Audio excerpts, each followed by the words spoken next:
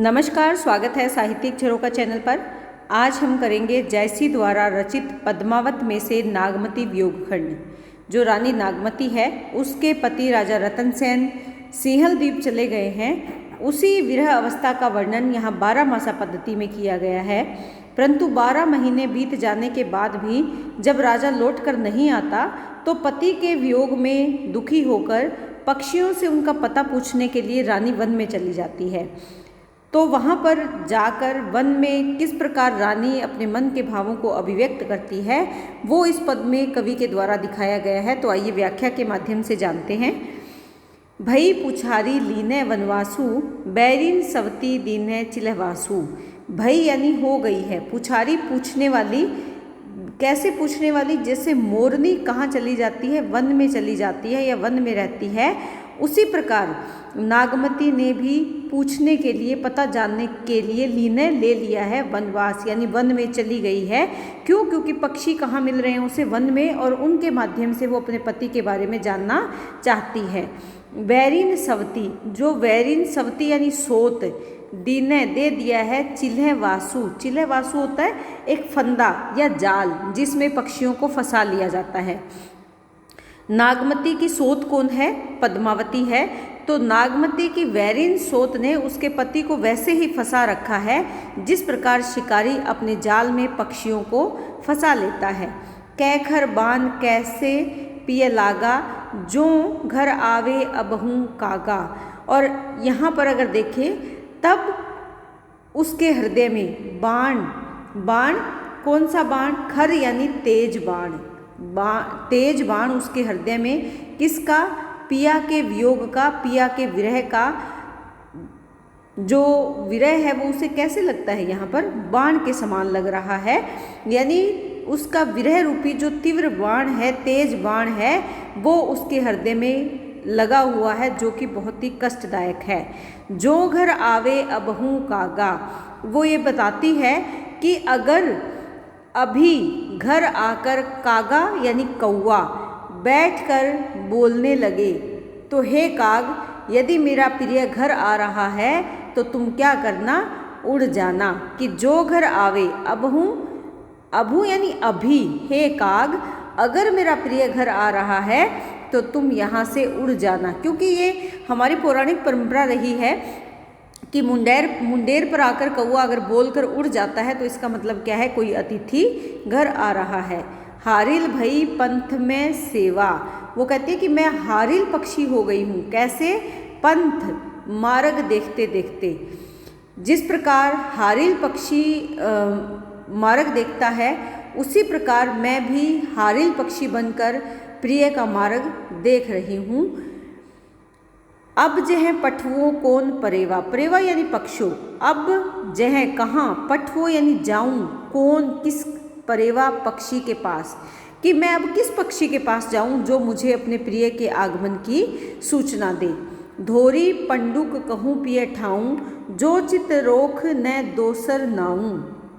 यहाँ पर अलग अलग पक्षियों के नाम लिए गए हैं। धोरिक, पंडुक, ये कौन है? ये पक्षियों के नाम है कि हे धोरी, हे पंडुक, कहूँ पिया ठाऊँ, ठाऊँ यानी स्थान, कि तुम ही बताओ कि मेरे पिया कौन से स्थान पर है।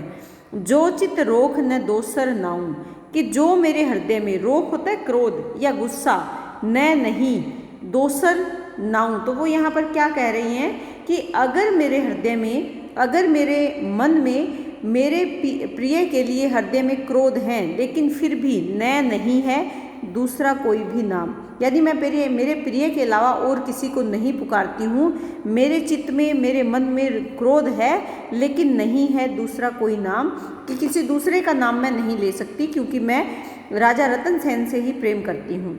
जाही बया, बया या फिर से पक्षी को संबोधित कर रही हैं कि जाओ हे बया पक्षी, गही पिए कंठ लेवा, कि गही लेकर आओ किसको? उस प्रिय को जो मुझे अपने गले से लगाते हैं। कंठ यानी गले से, कि मुझे गले से लगाने वाले मेरे प्रिय को लेकर आओ। करे मेराऊ सोई गोरवा, करे मेराऊ यानी मिलन, वही क्या है? सोई यानी वही, गोरवा ये गोरैया पक्षी या गौरवशाली, दोनों अर्थ आ रहे हैं। श्लेष अलंकार है कि वही गौरवशाली है, या जो मेरा मिलन करवाए वही कौन है, गौरैया पक्षी है। कोयली भई पुकारत रही, कि मैं बिल्कुल वैसे ही पुकार रही हूँ जैसे कोयल पुकारती है, मैं भी कोयल के समान हो गई हूँ, निरंतर अपने प्रिय को पुकारती रहती हूँ। मेहरी पुकारी लेहुरे दही, मैं तो मेहर पक्षी के समान, मेहरी यानी मेहर पक्षी के समान निरंतर, लेहू रे दही, मैं जल रही हूँ, पुकारती पुकारती जल रही हूँ, किसके समान, मेहर पक्षी के समान निरंतर जल रही हूँ, पुकार रही हूँ। पियरी तिलोरी आव जलहंसा, कि हे पियरी, हे तिलोरी, हे जलहंस, तुम शीघ्र आओ। बिरहा पठी हिय कंत नसा, मेरे हृदय में, हिय यानी हृदय में, विरह जमकर बैठ गया है, पठी बैठ गया है, और वह मुझे कष्ट दे रहा है, और वो पूछना चाहती है कि किस प्रकार से नष्ट होगा। किससे पूछ रही हैं कि विरह मेरे अंदर, मेरे कहाँ पर, हृदय में बैठ गया है, कत कैसे नशा नाश होगा, कि उसका मैं कैसे नाश करूं, वो मुझे पीड़ा दे रहा है, दुख दे रहा है, और जो मेरे हृदय में विरह आकर बैठ गया है, हे पक्षियों तुम ही बताओ उसे कैसे दूर किया जा सकता है। जे ही पंखी कह अटवों कहीं सो विरह की बात, अटवों से तात्पर्य क्या होता है, भेजती है या भेजने का प्रयास कर रही है वो अपने विरह की। जे ही पक्षी, पंखी यानी पक्षी, कहती है, अटवों भेजती है, कहीं सो कहकर विरह की बात। जो रानी नागमती है वो अपने विरह की बात कहकर कहती है कि मैं जिस पक्षी को भी भेजती हूँ, सोई पंखी जाई डही, डही का मतलब होता है जल जाना, कि मैं अपने विरह की बात कहकर जिस भी पक्षी को भेजना चाहती हूँ वो पक्षी यानी पक्षी जल जाता है। किसके कारण जल जाता है, विरह के कारण।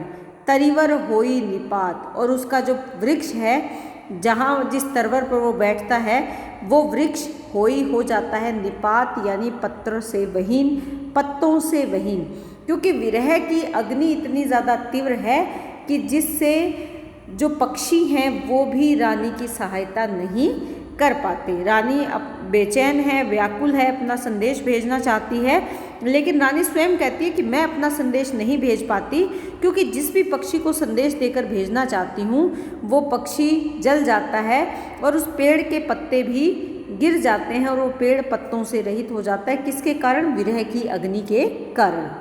यहाँ पर अगर विशेष की बात करें तो सबसे पहले नागमती की विरह वेदना का बहुत ही व्यापक चित्रण यहाँ पर हुआ है। इसके साथ साथ जो हमारे काव्य में या हिंदू काव्यों में अगर देखें, भारतीय काव्य में अगर देखें, तो पक्षियों को दूत बनाकर संदेश भेजने की जो परंपरा है उसका पालन यहाँ पर किया गया है। इसके साथ साथ जो गौरैया की बात की है, कोयल की बात की है, दोनों के दो अर्थ निकल रहे हैं, तो यहाँ पर कौन सा अलंकार आएगा, श्लेष अलंकार यहाँ पर रहेगा। कौवे को उड़ने के लिए वो कहती हैं कि अगर मेरे घर पे कोई अतिथि आ रहा है तो तुम उड़ जाओ, ऐसा वो कहती है। ये भारतीय संस्कृति का सूचक है। भारतीय संस्कृति में ये पुरानी परंपरा रही है कि जब भी मुंडेर पर कौवा बोलता है तो अतिथि के आगमन की सूचना देता है। यहाँ पर अगर देखें तो पूर्ण पद में वियोग श्रृंगार है, माधुर्य गुण से युक्त है, अभिधा लक्षणा शब्द शक्ति है, समस्त पदावली में अवधि भाषा का सुंदर प्रयोग हुआ है। छंद की अगर बात करें तो प्रथम जो पंक्तियां हैं इनमें चौपाई छंद है, और अंतिम दो पंक्तियों में दोहा छंद है। इस पद में भी कवि ने नागमती की विरहावस्था का मार्मिक चित्रण किया है। कवि क्या कहते हैं कि कूकी कूकी जिस कोयल रोई, नागमती अपनी अवस्था का चित्रण कर रही हैं। कूकी कूकी यानी कूक कूक कर, जैसे कोयल रोई, कैसे कूक रही है, कोयल के समान कूक कूक कर नागमती रो रही है। रक्त आंसू घुंघची बन बोई, और उसकी आंखों से जो आंसू निकल रहे हैं वो कैसे हैं, रक्त के आंसू निकल रहे हैं, और वो कैसे प्रतीत होते हैं, घुंघची एक गुंजा फल होता है, लाल रंग का फल होता है। ऐसे लगता है कि वन में चारों तरफ लाल रंग का फल बो दिया गया है, मानो घुंघची पैदा हुई है। किसके कारण, नागमती के खून के आंसुओं के कारण। पै कर मुखी नैन तन राती, को सिराय बिरहा दुख ताती। करमुखी अर्थात काले मुंह की, राती अर्थात लाल। तो यहाँ पर वो क्या कहना चाह रही है कि यही कारण है कि घुंघची का मुंह कैसे है, काले रंग का, और उसके शरीर और जो उसके नेत्र हैं, तन यानी शरीर, नेत्र यानी नैन या आंखें कैसी है, लाल रंग से बन गए हैं। को सिराए विरह दुख ताती, सिराई यानी शीतल करे, और ऐसी अवस्था में कौन उसको शीतलता प्रदान करे, क्योंकि वह तो विरह के दुख में तप रही है, कोई भी उसे शीतलता नहीं दे सकता। जह जह ठाड़ी होई वनवासी, वह जहाँ जहाँ पर भी, ठाड़ी यानी खड़ी होती है, वन में, वनवासी यानी वन में जहाँ जहाँ भी वो खड़ी होती है, तह तह होई घुंघचीने के राशि, वहाँ वहाँ पर घुंघची या जो गुंजा फल के राशि यानी समूह बन जाते हैं। किस कारण? क्योंकि उसकी नेत्रों से गिरने वाले खून के आंसुओं के कारण जहाँ भी वो खड़ी होती है वहीं पर गुंजा फल के समूह बन जाते हैं। बूंद बूंद में जानू जिए, ऐसे प्रतीत होता है कि उसके आंसुओं की जो बूंदें गिर रही है, प्रत्येक बूंद में उसका जीव, उसका जी या उसके प्राण निकल रहे हैं, ऐसे लगता है। जानू जानो ऐसे प्रतीत हो रहा है कि प्रत्येक बूंद में उसके प्राण निकल रहे हैं। कुंजा गुंजी करही पीयू पीयू, और यही कारण है कि जो कुंज है, कुंजा यानी समूह, किसका? गुंजा फल का, यानी उसके आंसुओं से बने हुए गुंजा फल को जो समूह है वो क्या करता है? पीयू पीयू, प्रिय प्रिय कहकर पुकार रहा है।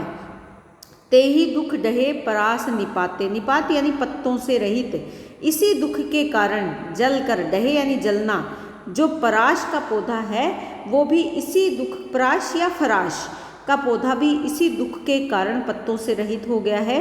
लोहू बुढ़ी उठे पर भाते, और यहाँ पर वो क्या कहना चाहते हैं कि उसी रक्त के कारण, जो पराश के या फराश के जो बचे हुए पेड़ हैं वो उसी रक्त के कारण या उसी में बूढ़ी डूब कर प्रभाते चमक उठे हैं। प्रभात यानी चमकीले हो गए हैं। राते बिंब भय ते ही लोहू, जो लाल रंग के बिंबा फल हैं वो भी तुम्हारे ही लहू से लाल हो गए हैं। परवर पाक फाट ही गेहूँ, परवर पाक जो परवर फल है, परमल का जो फल है वो भी तुम्हारे कारण ही पककर लाल हो गया है। और गेहूँ यानी गेहूँ भी, गेहूँ का ही है यानी हृदय, गेहूँ के बीच में एक लाइन होती है, गेहूँ का जो बीज होता है उसके बीच में एक लाइन होती है, तो वो क्या है? ऐसे लगता है कि गेहूं का हृदय भी फट गया है। किसके कारण? तुम्हारे विरह के कारण। जब गेहूं को तुम्हारी विरह के बारे में पता चला तो उसका भी हृदय फट गया है। देखिए जहाँ सोई हुई राता, कि जहाँ पर भी देखें, जहाँ भी नागमती देखती है वहीं पर कैसे हो जाता है? राता यानी लाल रंग का हो जाता है, वही स्थान लाल रंग का हो जाता है। जहाँ सो रतन कहे को बाता, अतः जहाँ उसका प्रिय, कौन है उसका प्रिय? राजा रतन सेन रूपी जो लाल रहता था, वहाँ जाकर नागमती की बात कहे को बाता, कहे को यानी कौन उसकी बात वहाँ पर जाकर कहे। किसकी बात? नागमती की बात। किसको जाकर? राजा रतन सेन को जाकर बात कहने वाला कोई भी नहीं है। न पावस ओही देसरे ना हे बंत बसंत, न कोकिल न पपीहरा के ही सुनी आवई कंत। यहाँ पर रानी नागमती प्रकृति को उलाहना देती है और वो ये कहती है कि न पावस, ना तो पावस यानी वर्षा की ऋतु है, ओही देसरे ना हेवंत बसंत, देसरे यानी उसके देश में ना तो वर्षा ऋतु है, ना ही हेमंत ऋतु है और ना ही बसंत की ऋतु है। ना वहाँ पर कोयल है, ना वहाँ पर क्या है? पपीहा है। अतः के ही सुनी, किससे सुनकर? किससे मेरी बात सुनकर? आवई कंत, मेरे प्रिय राजा रतन सेन किसकी बात को सुनकर मेरे पास वापिस आ जाए। भाव क्या है कि नागमती यहाँ पर अपने पति को दोष रहित सिद्ध करती है और ये मानती है कि प्रकृति ही है जिसकी ऋतुएं वहाँ पर नहीं आती जहाँ राजा रतन सेन रहता है। इसी कारण मेरे संदेश राजा रतन सेन तक नहीं पहुँचे। यही कारण है कि मेरे संदेश ना पहुँचने के कारण वो मेरे पास वापस लौटकर नहीं आए। यहाँ अगर विशेष की बात करें तो नागमती के वियोग की मार्मिक दशा का चित्रण किया गया है। तीनों प्रकार की ऋतुएं, खासकर वर्षा की ऋतु, हेमंत ऋतु, बसंत ऋतु, तीनों के बारे में यहाँ बताया गया है। और इसके साथ साथ कोकिल और पपीहे का जो उद्दीपन भाव है उसको भी नागमती के भाव से जोड़कर उद्दीप्त किया गया है। जो उसका विरह का भाव है उसे उद्दीपन या उद्दीप्त करने का प्रयास यहाँ पर किया गया है। इसके साथ साथ अगर देखें तो जैसे यहाँ पर कुकई कुकई, जहाँ जहाँ, तह तह, बूंद बूंद, इस तरह के जहाँ शब्दों का प्रयोग किया गया है वहाँ पर कौन सा अलंकार है? पुनरुक्ति प्रकाश अलंकार है। इसके साथ अगर देखें तो को सिराए, कौन शीतल करे, दुख से तप्त है, अपने दुख से वो तप्त है, उसे कौन शीतल कर सकता है? तो यहाँ कौन सा अलंकार है? वक्रोक्ति अलंकार है। के ही सुनी आवे कंत, इस पंक्ति में भी वक्रोक्ति, किसकी बात सुनकर मेरे कंत वापस आ जाए, यहाँ भी क्या है? वक्रोक्ति यानी वक्रोक्ति अलंकार है। इसमें अगर देखें तो उत्प्रेक्षा अलंकार भी यहाँ पर प्रयोग किया है, जहाँ पर अगर देखें जो राते गेहूँ वाली जो पंक्ति है, बिंब कि लाल बिंब हो गए हैं या जो गेहूँ है उसका हृदय फट गया है, तो यहाँ कौन सा अलंकार है? उत्प्रेक्षा अलंकार यहाँ पर देखा जा सकता है। संपूर्ण पद में माधुर्य गुण है, अविद्या लक्षणा शब्द शक्ति का प्रयोग किया गया है, वियोग श्रृंगार रस है, ठेठ अवधि भाषा का प्रयोग हुआ है। प्रथम जो पंक्तियाँ चौपाई छंद और अंतिम दो पंक्तियों में दोहा छंद है। तो हमारा जो आपकी पुस्तक में नागमती वियोग खंड है वो आज पूर्ण हुआ। उम्मीद करती हूँ कि ये आपके लिए उपयोगी सिद्ध होगा, ऐसी मेरी कामना है। बहुत बहुत धन्यवाद।